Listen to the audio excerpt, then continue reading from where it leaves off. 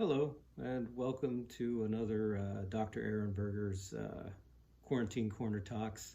Um, Today, I'd like to talk to you about ways to possibly improve getting along with the people that you are quarantined with. Um, it's only natural that living on top of each other at some level, unless you're lucky enough to have a pretty big piece of property and a large house to live in, or maybe even better, a guest house. Uh, More than likely, you're spending more time with the family or your significant other than you have in the past or in quite some time. Um, and that experience, that crucible, so to speak, might really be bringing out, or may be bringing out, some of the places of friction, the nodes of conflict that you may be having with your partner, or at some level, this also applies to roommates too. Uh, I think roommates might be in a slightly better position to deal with this, just because roommates already have hammered out certain boundaries that are inherently necessary to negotiate when you're in a group living situation. But these are still applicable to those situations as well.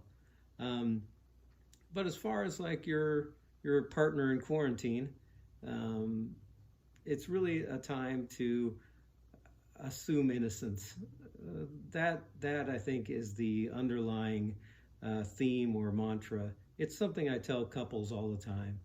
Um, Oftentimes, we'll sit there and we'll be confronted with a particular behavior or statement by a partner or anybody, and we'll naturally assume that there's some sort of negative intention, that it's a put down. Now, sometimes it can be very clear that it's a put down. And so, if that's the case, maybe it's just best to take a deep breath and go for a walk until you're able to process that in a better way. But oftentimes, people say things and they're really not intending to be obnoxious or in some way insulting. And so, if you can hear the thing that's given to you, receive that gift, and then analyze it from a perspective of, hey, I'm assuming this person is innocent and that they're just trying to convey something, and then go and, if you have to, if you need to, question what you've been given, from a place of, hey, you know, I hear what you said. It feels kind of whatever it's feeling for you. Try to use I statements. That's a thing in couples for sure, and try to understand their perspective, because more than likely, if you take the time to understand the perspective, you'll see that they were not trying to instigate some sort of fight. Um, that said, I find it's useful usually and often to, if you do hit a conflict point, try to, if you can't really separate, if you can't get through it in that moment, it is good to separate. Take some time to just move apart. If that's the other end of the couch, if it's go outside and take a walk in a safe manner, then something like that is completely acceptable. I think it's good for couples to work that out ahead of time and say, hey,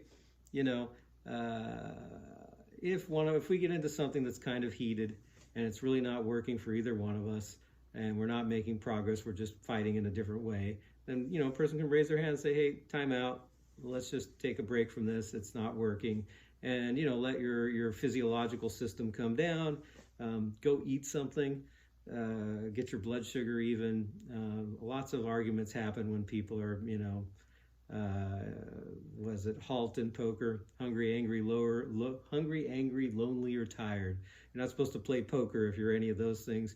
You probably shouldn't have intense discussions if you're hungry, angry, or tired. Lonely, it seems like you might want to have a discussion if you're a little lonely. But a lot of arguments happen when people's blood sugars are a bit low. So if you do have something contentious to speak about with your partner, go ahead and do it when you're both fed and relaxed. I'm trying to keep these things at around 5 minutes, so I hope that was useful. If it was, feel free to subscribe. If it wasn't, then don't. And I appreciate your time. Thanks.